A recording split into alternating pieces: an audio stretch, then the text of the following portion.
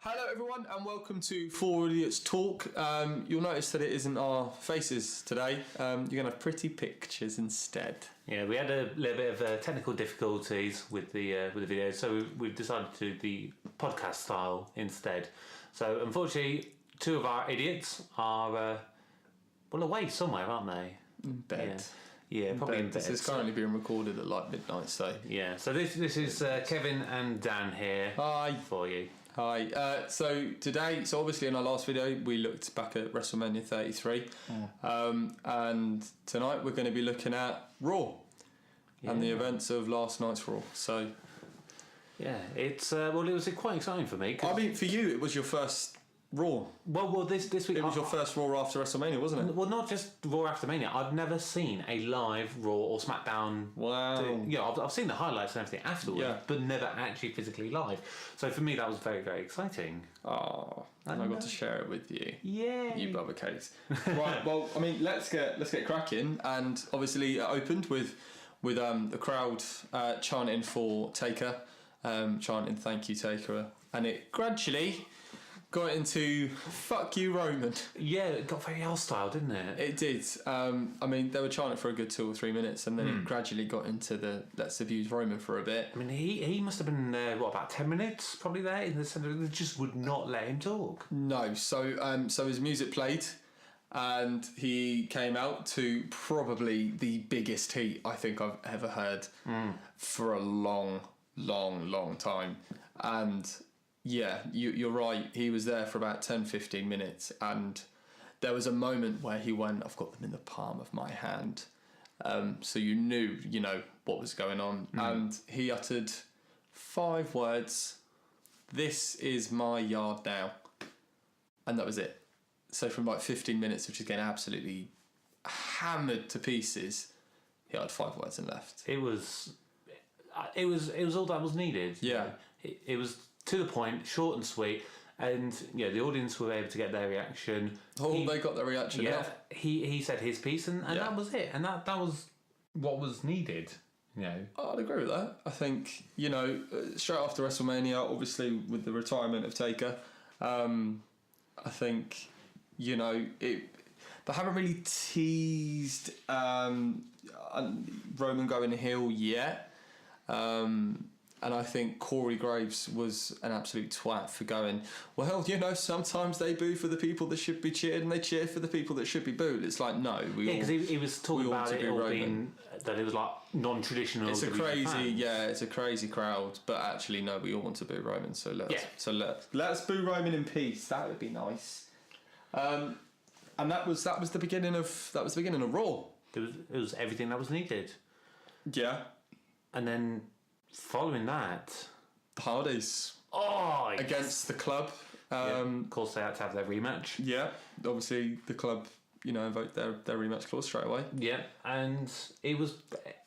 I think I was able to enjoy that match a little bit more because obviously during WrestleMania we had time to calm down. Yeah, because we were just so excited from the fact that obviously the Hardys were back, and I think we had that time to digest and was able to watch it, and I was actually able to enjoy it, and I was very happy. I mean, for me, like the poetry in motion with the steps, I thought was really cool.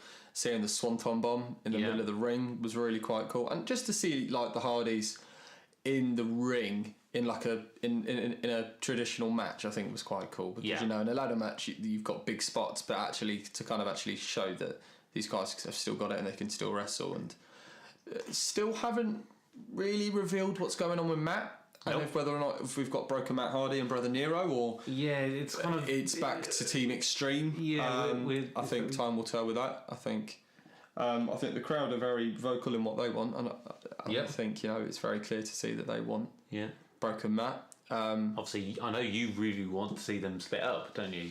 I would, and I think we'll come to that in a bit when obviously McMahon kind of came out. But obviously before that, we had Neville. Neville came out and, said, "Hey, look at me, I'm the best.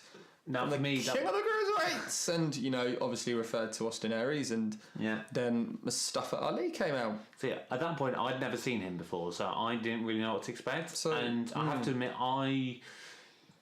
you can correct me if you're wrong. It seemed like an odd choice to me. Him then for Mustafa Ali coming out and fighting him. Okay. It just, but maybe that's just because I don't know him that well. So he's on 205. Neville and Mustafa Ali have had a few fights before. Mustafa Ali's like pushed Neville to his limits. Okay. Like he's been seriously good.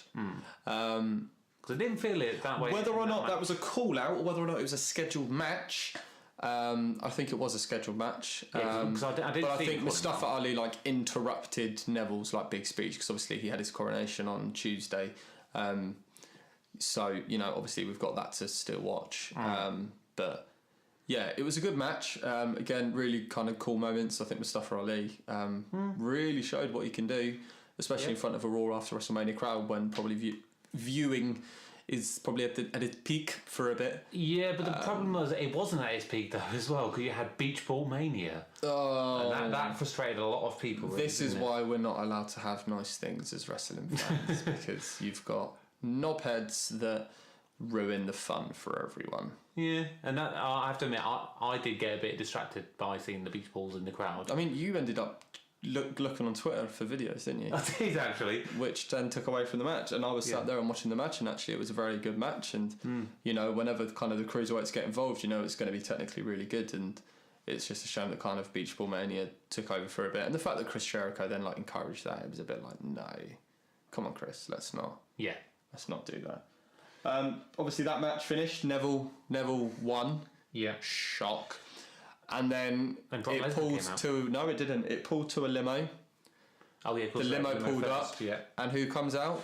Mr. McMahon. Vincent Kennedy McMahon. Yes. And I got a bit excited when he came out. I'm not going to lie. Yeah. I saw him come out. I was like, oh yeah, there's a big boss man. I was like... No, it was a bit cool. Obviously, when he comes out, there's an announcement to be made, and... at that point I forgot about Kurt. Obviously he announced the Superstar Shake-Up, the draft, for next week. So, that's going to be another really kind of cool Monday night to watch. And then he announced the new general manager of Raw, the music kit, and Kurt came out. I got so excited. And it's true. It's damn true. And that made me happy. I mean, I have to admit, when Kurt was first around, when I was a kid and I was watching him, I wasn't a fan.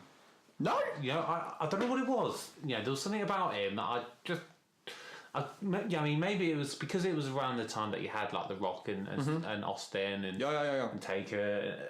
They were such big characters. I think for me, maybe he just got a little bit lost in the crowd almost. Okay. Yeah, it was still fairly big.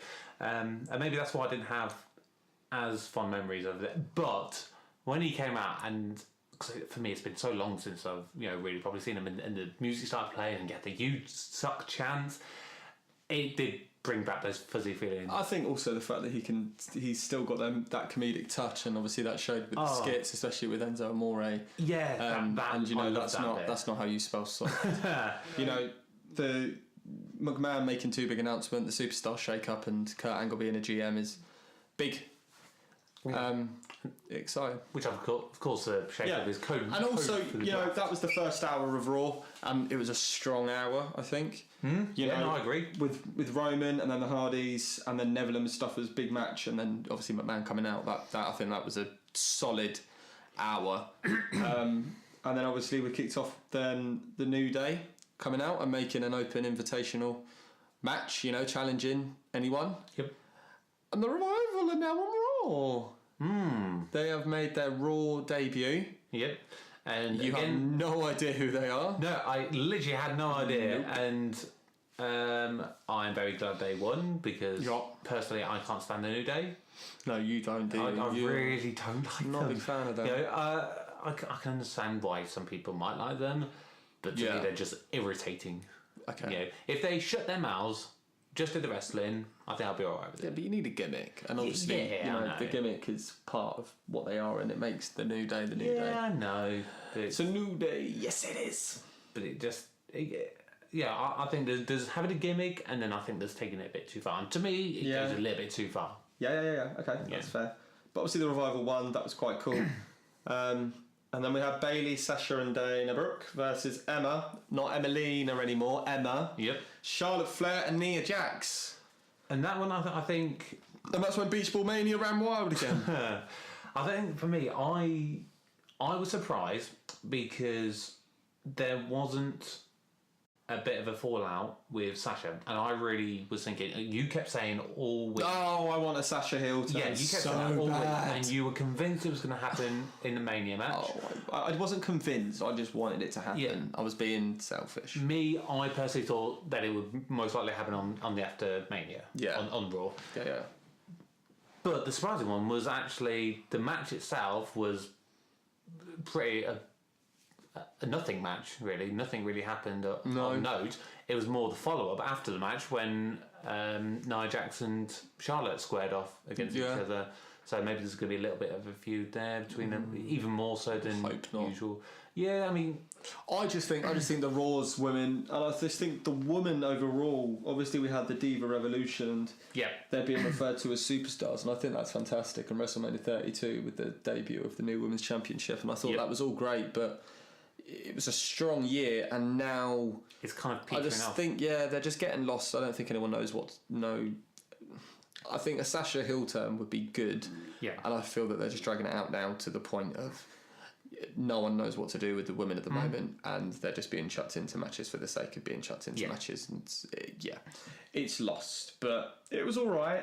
And we had Brock and Paul Heyman coming out, and Paul with his lovely bedtime story. Oh, it was brilliant. I did enjoy that. I really did enjoy that. And they then opened up a challenge, and everyone wanted Finn Balor, and they've planted the seeds for Roman Reigns.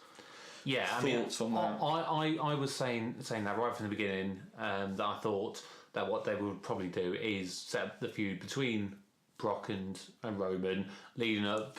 Maybe to SummerSlam or something like that, with the kind of idea all being about they're the only two people that beat Undertaker at Mania. And to be fair, that kind of makes sense, especially with Paul Heyman and the big goth they've got. We've seen Brock and Roman. Yeah, we have. At 31. Which was a disappointment. Obviously, you had the interference from Seth. Mm-hmm. We've seen Brock and Seth Rollins. We've seen Brock and Jeff Hardy, and I don't know. I feel that they are setting the kind of the seeds for Roman and Brock, and that's something that I don't want. But then Brawny Braun came out. Yeah, because at the moment the music hit, the scream hit, then his music, and then he squared up to him. And then I was a bit like, I'd like to see that, because Braun Strowman made Brock look pretty small. Yeah. Oh God, yeah. And that takes some doing. Well, yeah. Because we'll see about 6'2", 6'3", something like that. Yeah, and I was a bit like, I'd like to see this match. But then obviously when Brock laid it down to him and said, right, go on then, you bitch, take me on, he then backed away. It was like, no. But I guess Braun said, I'll fight you in my own time, and that was quite cool. Yeah. That is something I would like to see. At some point we had Sheamus and Cesaro versus Enzo and Big Cass. Yeah, you had that as the number one contenders match, wasn't it? We did, yeah. And I seem to have completely forgotten to write it down, but I do remember that it was in the show. Yeah, it was only last night. It was. I don't know. I'm still debating whether it was the right call for Sheamus and Cesaro. Oh yeah, it is. I like them. I think. I don't have a problem with the tag team. I'm just debating whether it should have been Enzo and Big Cass. No, I think now they're going to probably stick the seeds of Enzo and Cass probably breaking up. I think that would probably make more sense now. The fact that Big Cass was kind of absent throughout that match. Yeah, I think they're planting the seeds. But it was alright, it was a good match. Sheamus and Cesaro versus the Hardys was something that could possibly work. Yeah, I definitely agree. Obviously the Hardys aren't going to hold onto them titles forever. I'm almost certain that we're going to have a split at some point. Probably with Jeff staying on Raw and Matt to SmackDown. That would make me really happy. But yeah, we'll see. We had Sammy and Jinder Mahal. Yep. So that was a follow-up, obviously, from Kurt Angle's first. Yeah. Which again, it was just one of those I just didn't care about. Filler. did not care about at all. Yeah. Then you had. I was a worry that Sammy would just be jobbed out, because he's been jobbed out to a few matches, even though he is a beast at selling. Yeah. And he's just a very, very, very, very, very, very, very, very, very, very, very good wrestler. And it made me sad that he wasn't being used properly. So, the fact that, he did the haluva kick and made himself look stronger made me really happy. No, I agree. And then we got to our main event. Samoa Joe. Well, you got to talk about the build up to that, of course. I was. Yeah. Samoa Joe and Kevin Owens were scheduled to face Chris Jericho and Seth Rollins. Yep. Chris Jericho had a little chat with a reporter and was talking about the amigos of Jericho and the mates of Jericho.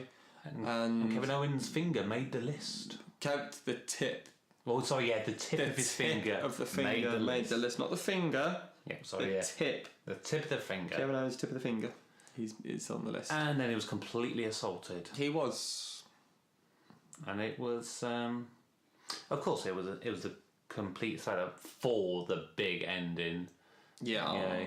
Because, of course, Kurt says, we need to find you a partner. Yeah. Samoa comes out. Yeah. Kevin Owens comes out. Yeah. Seth Rollins comes out. Yeah.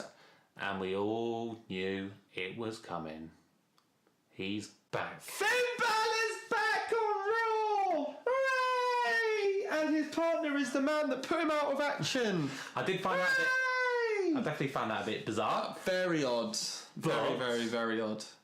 But it was very exciting to see him back. Yeah. He's coup de grace was always a pleasure to see. Yeah. It was clear he's definitely back to his full fitness, which is good.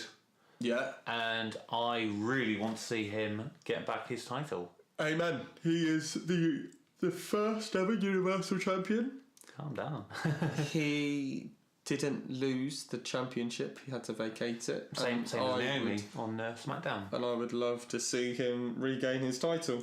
And obviously the match ended with Seth and Finn victorious. Of course, it won't be against Lesnar, because that would be stupid. Yeah, that would be. He would get squashed like a bug. You don't know. But yeah, Hey, come on. Finn Balor does have abs that are completely inhuman. Oh my lord! Like I'm adamant he is chiseled from stone. Yeah. He just looks outrageous. But still, there's no chance he will beat happily turn gay for that man. Irish accent, abs. Call me. Is it when it's a big sweaty man? Oh, big sweaty man and Finn Balor. That does me. And that was Raw. It was alright. I mean, Finn returning's awesome. Yep. Kurt Angle being the general manager of Raw, the Revival are now on Raw. Yep.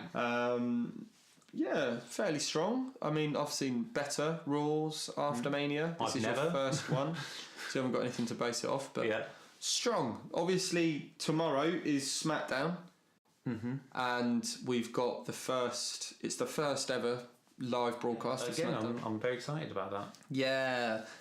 So that was our kind of reaction to Raw. What did you guys think about it? Comment below. Let us know. And follow us at Full Idiots Official on Twitter. Anything that you want to say, Kev? Well, guys, if you are going to do it, make sure you do it with the three I's: intelligence, integrity, and intensity. Nice. That was really nice. Thanks. All right, guys. We'll see you later. See ya. Bye-bye. Bye.